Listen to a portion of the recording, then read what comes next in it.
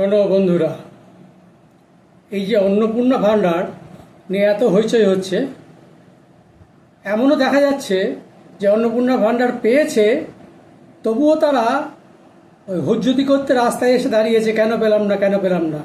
কার প্ররোচনায় করছে জানি না, কিন্তু করছে কিছু কিছু। প্রশ্ন হলো, অন্নপূর্ণা ভাণ্ডার দিয়ে বিজেপি কি ঠিক করলো? আরও ভালো করে পরিষ্কার করে বললে, লক্ষ্মীর ভাণ্ডার দিয়ে তৃণমূল জঘন্য রাজনীতিটা করে গেছে। কেন জঘন্য রাজনীতি? বড় বড় অর্থনীতিবিদরা বলবেন অনেক রকম বড় বড় কথা। আমরা অর্থনীতির অত কিছু বুঝি না, কিন্তু সামান্য একটু বুঝি। কোনো একটি রাজ্যকে, আচ্ছা আপনি রাজ্যের কথা ছেড়ে দিন, আপনার পাড়াতেই ধরুন একটা প্রতিবেশী খুব গরিব, আপনি তাকে প্রতি মাসে 5,000 হোক, 7,000 হোক, 10,000 হোক আপনি সাহায্য করতে থাকলেন, সেই প্রতিবেশীটার আর্থিক উন্নতি হবে? সেই প্রতিবেশীটা বসে বসে খাবে আর ফুর্তি করে বেড়াবে, আপনার টাকায় তার চলবে, কিন্তু তাকে কি আর্থিক উন্নতি বলে? সে কি একটা বাড়ি বানাতে পারবে? সে কি কোনো ভোগ্য পণ্য তৈরি করতে পারবে?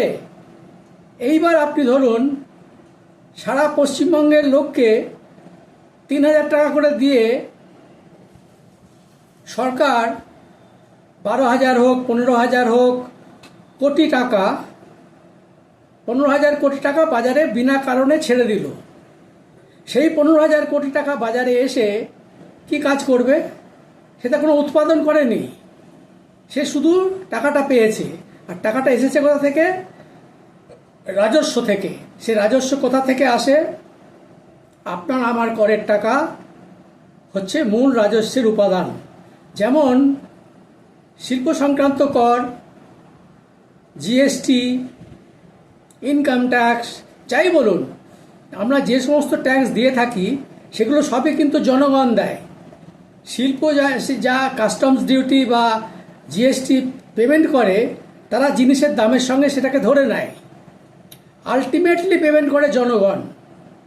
তার মানে সব টাকাটাই কিন্তু জনগণের টাকা। তাহলে সেই টাকাটা জনগণের কাছ থেকে নিয়েই তারা দিচ্ছে, কিন্তু তার বিনিময়ে কোনো উৎপাদন, প্রোডাকশন কিচ্ছু পাচ্ছে না, কোনো সার্ভিস পাচ্ছে না। তাহলে একটা জাতিকে অকর্মণ্য করে দেওয়ার পক্ষে যথেষ্ট এই অনুদানটা। কোন বড় এক অর্থনীতিবিদ বলেছিলেন, বাংলার অর্থনীতিকে ফেরাতে হলে, সেটা বাম জমানার কথা, প্রতিটি পরিবারকে 7,500 টাকা করে দেওয়া দরকার। তিনি কত বড় অর্থনীতিবিদ আমি জানি না, আমার মনে হয় তিনি একটি গাঁড়ল। প্রতিটি পরিবারকে 7,500 টাকা করে দিলে, 7,500 টাকা করে যদি দেওয়া হয়, তাহলে সেই পরিবারটি বসে খাবে। তার মধ্যে যার যার একটু সংস্থান আছে তারা কাজ করবে, করে সে কোনো কর্ম করবে না, কোনো প্রোডাক্টিভিটি বাড়াবে না, কোনো সেবামূলক কাজ সে করবে না। তাতে অর্থনৈতিক কী উন্নতি হতে পারে? ভারতবর্ষ অন্যান্য দেশের তুলনায় আরও 50-100 বছর পিছিয়ে যাবে, এগোবে না। চরম ব্লান্ডারটা করেছেন মমতা ব্যানার্জি জঘন্য রাজনীতিটা করতে গিয়ে। কেন করেছেন? কারণ তিনি কোনো সদর্থক কাজ করেননি। তিনি ওই টাকাটি দিয়ে ভোটটি পেতে চেয়েছেন এবং নিঃশব্দে পেছন দরজা দিয়ে অজস্র অর্থ তছরূপ করেছেন। এই কারণে তিনি দিয়েছেন।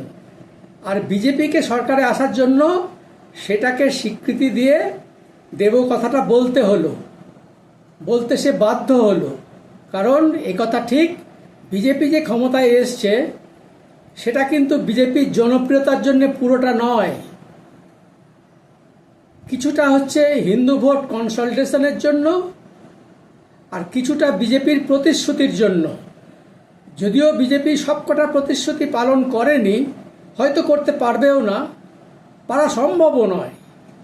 কারণ অর্থনীতি একটা ব্যাপার আছে তো, আমার যে আয় তার চেয়ে যদি আমি বেশি ব্যয় করি তাহলে আমি তো দেনাগ্রস্ত হয়ে পড়ব। এটা খুব স্বাভাবিক হিসেব, এর জন্য অর্থনীতি বোঝার দরকার হয় না। কিন্তু আম জনতা যে লেখাপড়া করেনি সে কি বলছে, সরকার ধার করেছে কি করেছে আমার দেখার দরকার কি, আমি তো পাচ্ছি। সে কিন্তু কিচ্ছু না জেনে বলে যাচ্ছে। এবং এই যদি পশ্চিমবঙ্গের জনগণ হয় তাহলে পশ্চিমবঙ্গ সমগ্র ভারতবর্ষের মধ্যে সবচেয়ে তলানিতে থেকে থাকবে।